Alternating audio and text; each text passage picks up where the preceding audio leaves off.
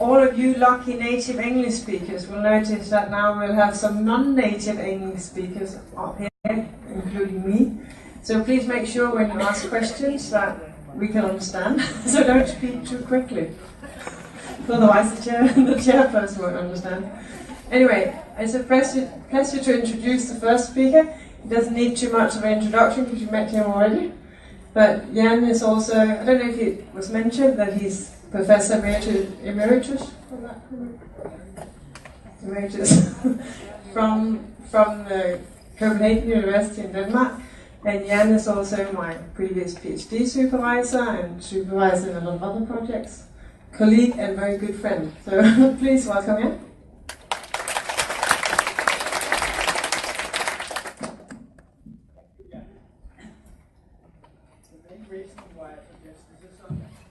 Yep. Needs to be closer to your mouth.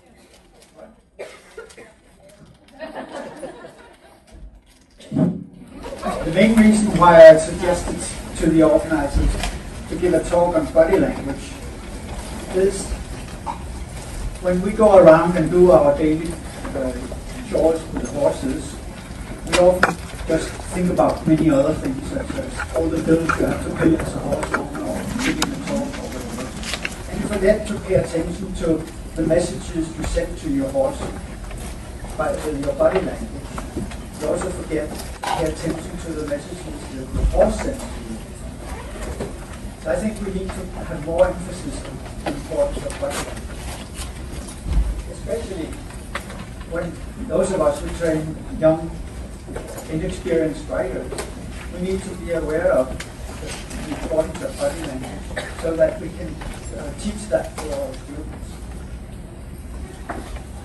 In my talk today, I first want to give the neurological basis of body language, both in the sender and in the receiver. After that, I'll show some examples of why body language is important, both from a horse welfare point of view, from a safety point of view, and as far as training and riding horses is concerned. And lastly, I'll show how body language can influence the result of scientific studies. As in other kinds of communication, body language communication consists of exchange of information between a sender and a receiver. Or a receiver. First we look at the sender. In 1852, the British physician William Benjamin Carpenter, he introduced the term ideomotor, to characterize the reflex or automatic muscular motions which arise merely from ideas associated with motion existing in the mind without any conscious effort or volition. In other words, his hypothesis was that the thought alone, or the idea alone, of performing an action activates the motor neurons used for the action, resulting in a slight contraction of the involved muscles. Carpenter could not look into the brains of people in those days. He based his hypothesis on observations of these minute muscle contractions. But today we can look into the brain of people. Exactly 150 years later, after Carpenter's hypothesis, the existence of this effect was demonstrated in humans by means of PET scanning. Test subjects, about 8 healthy young right-handed men as they trained, they were first trained in over 200 learning sessions to press a specific key when they heard a specific tone, press it with the left hand, and to press another key with the right hand when they learned a different tone. This they practiced over in more than 200 training sessions. After they had learned and trained it to the point where it was almost a reflex. They were placed, the people were placed in a PET scanner, one at a time of course, and they had, but they were instructed not to press any keys on the keyboard, only to listen to the tones without pressing any keys. And while this was going on, the brain would scan. What the scanning showed was that just hearing the tones activated two different parts of the brain. One was part of the motor cortex, an area called the supplementary motor area, which lies very close to the surface of the brain, up in the cortex. And this area sends messages down the spinal cord to the muscles that are going to be used for the pressing of the keys. And another area was part of the hippocampus. The hippocampus is that part of the brain structure where some kinds of memory are located. So what this study showed is exactly what Carpenter hypothesized, that the mere idea of pressing the key activates the muscles going to be used. It's the link between the consequences of an action and the action itself.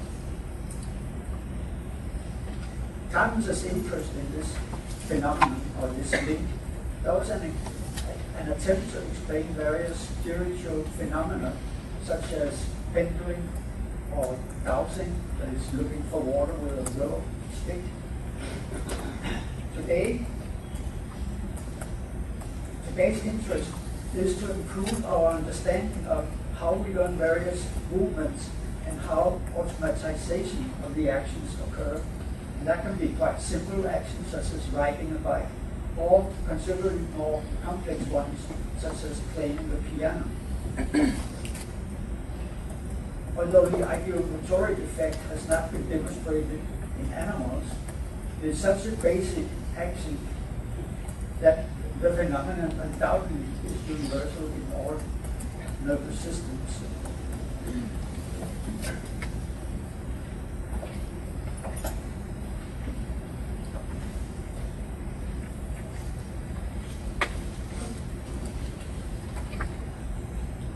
The ideomotoric responses result in minute contractions or tension of specific muscle, contractions that we call intention movements.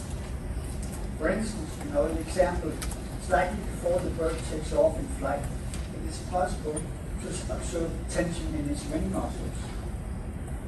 Intention movements may become ritualized and form the basis of body language. For many social species, body language is the main form of communication. That was looking at the sender of the message. Now we look at the receiver of the message. And now things become considerably more complex. Long before Carpenter proposed his hypothesis,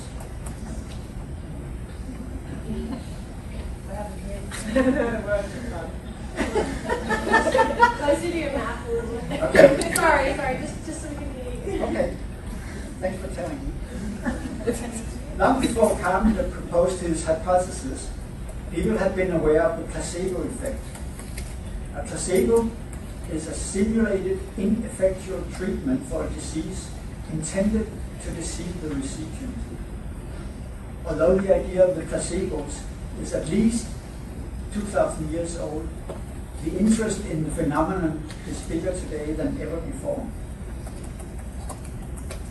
This slide shows some quotes from a review article written by a psychiatrist and neurobiologist in 2005.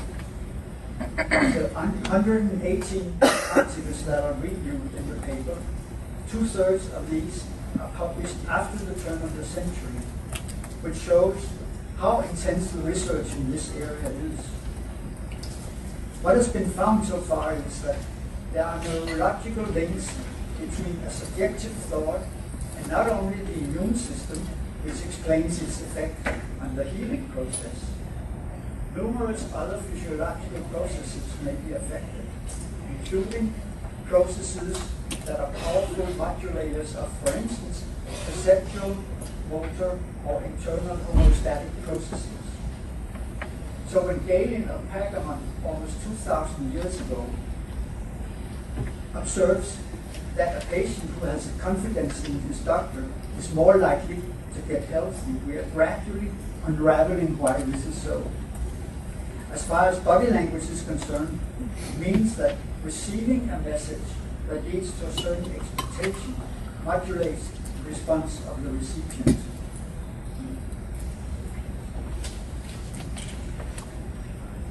Only a few studies have analyzed the placebo effect in the treatment of disease in animals. But one indication that it also works in animals is the so-called Bates shyness or Garcia effect. If a rat eats a special kind of food that contains rat poison, but doesn't die from eating this food, only gets sick from it, the rat will avoid this kind of food for the rest of its life. A similar phenomenon is also known in humans. Taken together, the ideomotoric effect and the placebo effect play an important role in life in a social group, partly because the messages that are transmitted are honest, and partly because they're transmitted with a conviction, so that they cause definite expectations. In some cases, intention movements are easy to see. In other cases, you need to know what to expect in order to identify the movements. For instance, if a horse standing eating is approached by another horse, it will prepare itself for fight by turning its head towards the approaching horse, laying down its ears, and possibly taking off the weight of its one hind leg. If food is not involved, the body language may be more subtle, consisting only of a stare and the ears turning backwards. But the message is the same: stay away. Because of the message, actual physical aggression is avoided, and therefore making life in a social group considerably more peaceful. But what does all this neurobiological stuff mean for our work around horses? For one thing, as I just mentioned, it has implications for the welfare of horses. If we are really concerned about the welfare of horses, we must keep them in social groups.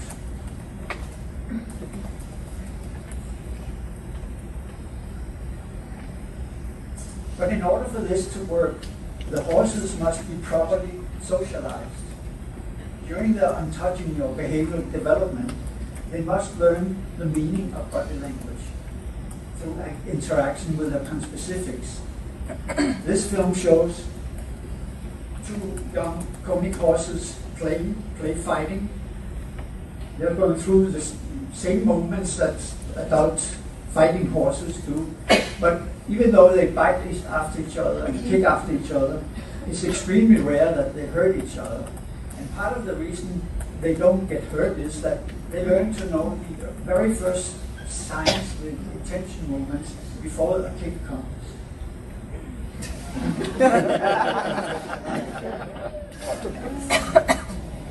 But it's not enough to have horses interact with their peers. They also have to interact with adult horses. After all, we don't send our kids to kindergarten without adults being present. This is, again, comic horses, a young foal, probably a stallion, interacting with an adult intact stallion. In fact, observations of feral horses have shown that stallions do most of the interaction with the foals, more than the mares. Maybe this stallion is just thinking he's being harassed, though.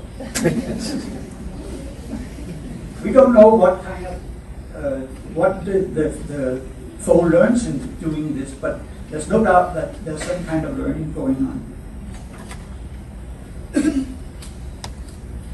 In addition to this kind of behavioral development, horses living in close contact with people also learn about our body language. And this was beautifully demonstrated in a study by Priest and co-workers. For instance, in one experiment, young horses with only little experience with humans, they first learn to approach a person to get a reward.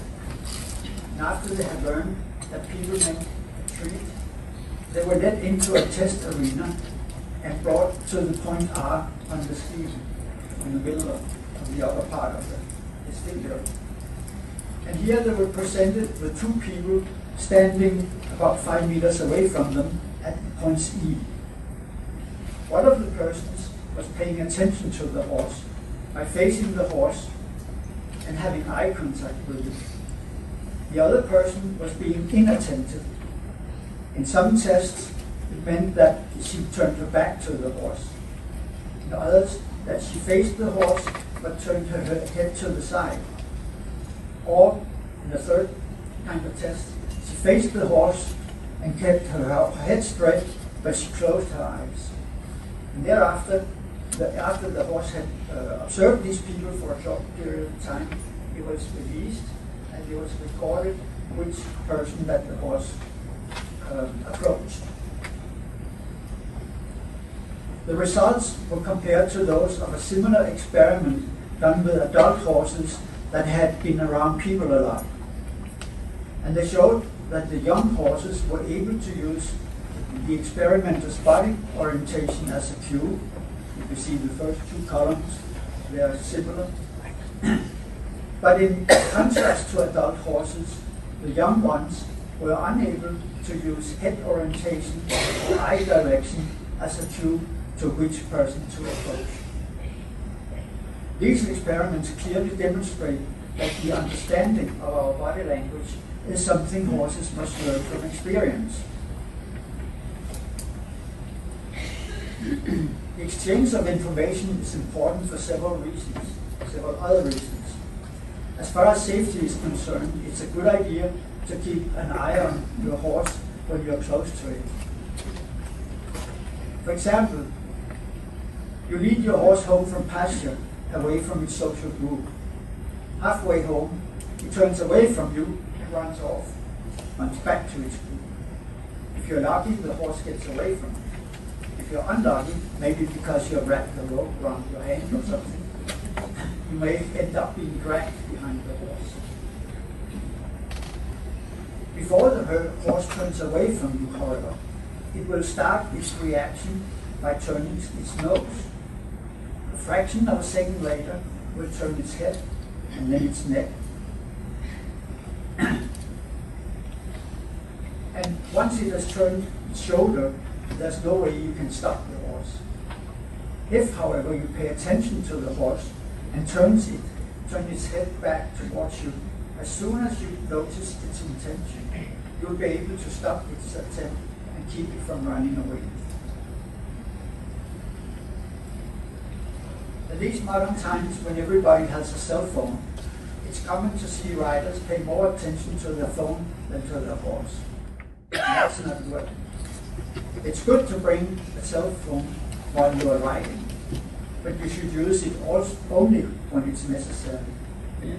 The laws that apply to driving a car in many places, they should also apply when riding a horse. Another example, most jumping riders will be familiar with a coach telling them to concentrate their focus on the next jump as soon as they have landed after the previous jump. Although it hasn't been demonstrated systematically, there's little doubt that the focused rider's thought of jumping the next jump makes him sit a little bit more forward. The experienced horse will be able to feel the change in the point of gravity, making it more likely to jump. In contrast, the unfocused or the hesitant rider probably sits a little bit less forward, making the horse less likely to jump. Whether this example is correct, I don't know, it's my hypothesis. But I wish that some of you people who work with pressure-sensitive saddle pads and whatever would investigate this. I think we could get some useful information from such a study. Another example of how riders may affect horses was demonstrated by Linda Keeling and co-workers.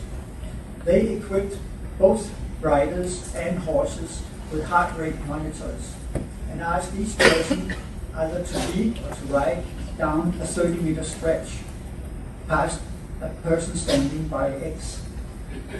They should ride that 3 times, and while they did that, ride or lead it 3 times, and while they did that, the heart rates of both rider and horse was measured. After that, they were asked to ride a 4th time, but this time they were told that when they passed the person, an umbrella would be opened. So when they walked down the line, what happened? The umbrella was not opened. And still, as you can see on the numbers here, the heart rate increased significantly, both in the rider and in the horse. Probably the expectation that the horse would get scared made the riders tense, and the tension was somehow passed on to the horse.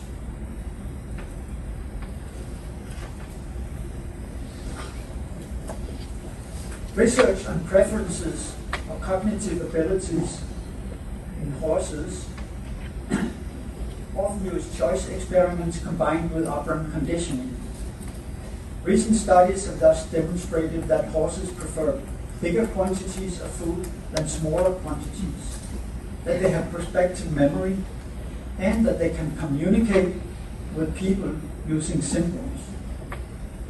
This insight published in peer-reviewed journals may be true because the experimental horses are handled by people right before they make their choices. However, we cannot be certain that the decision of the horses is not somehow influenced by the body language of the experimenters. This is not to say that the experimenters are cheating.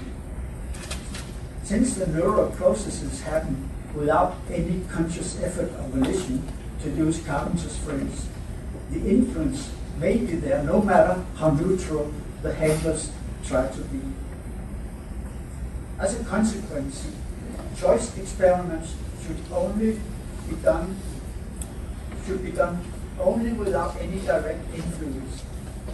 The test horse should be placed in a start box or in an enclosure, and people should leave, and the horse released automatically, somehow by opening the door or the enclosure automatically. And similarly, no person should be visible near the panels or the buckets of food or whatever the horse is meant to choose. After all, we must do all we can not to create a clever Hans version too. Thank you.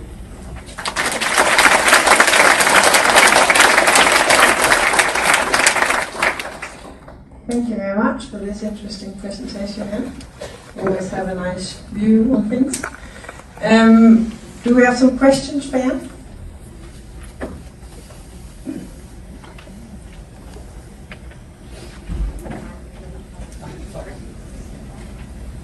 When you were commenting on the rider looking to the next jump, horses that are well trained and ridden by a rider whose body language and body of disability in the saddle is stationary, they learn to follow just the direction of your head. Just looking where you're going to go next, they feel that and go. When I was riding many decades ago, I had a horse that I trained, and she was ridden with loose reins because she was ridden with a bosal, and all you did was turn your head and that horse went there. So it takes so little for the horse to feel that few grams of movement. Yeah, I agree with you, but I'm not sure that all riders are aware of how sensitive the horse is in the back. But that's why I said that I wish somebody would look into this with the pressure-sensitive saddle pads or whatever equipment we have nowadays. I'm sure just doing this is enough that the horse can, or maybe you just tend to lean a little bit. You don't have to do much to change.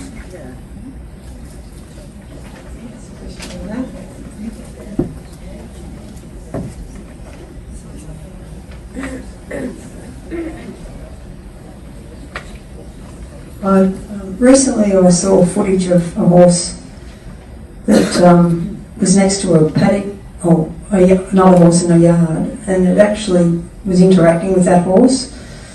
One horse went off to the side and said, "I've had enough, I just want to be left alone." And this horse, the other horse, went and actually found a stick and picked it up and used it as a tool to poke through the fence and get the other horse's attention.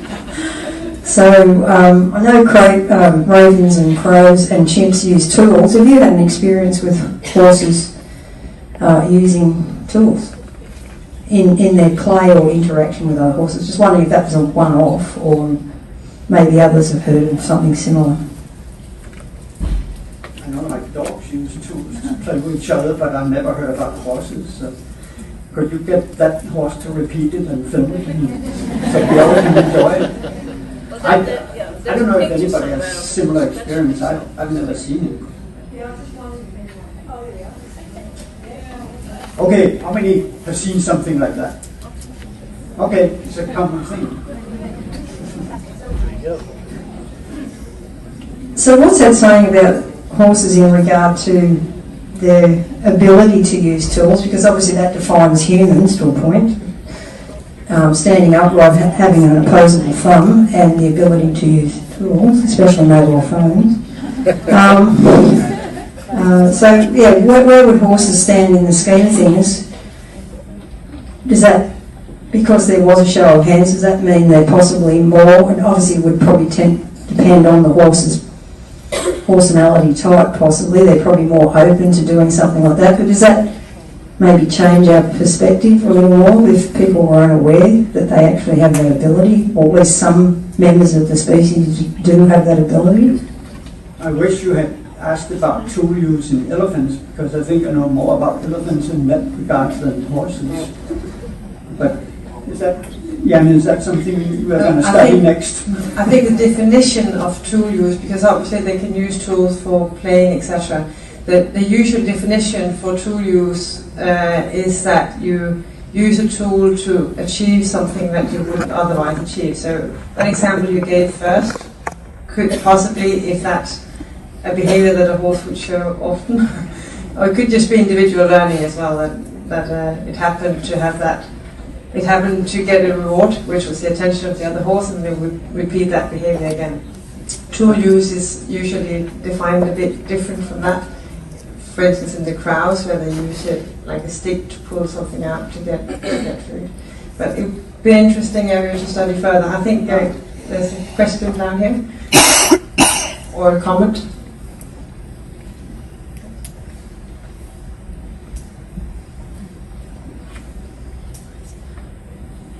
Just a little hint for that. Constanze Krüger from the University in Nürtingen. Did I do wrong? From the University in Nürtingen is right into this theme, and she's collecting videos of horses actually using tools. Constanze Krüger, Professor Constanze Krüger. K-R-U. Maybe you can do that in the break. Sorry, but she's always, everyone who has such videos can send it to her, and she is collecting them. She has a wide variety of videos. Okay. So with that, I think we would like to thank Jan again for his presentation.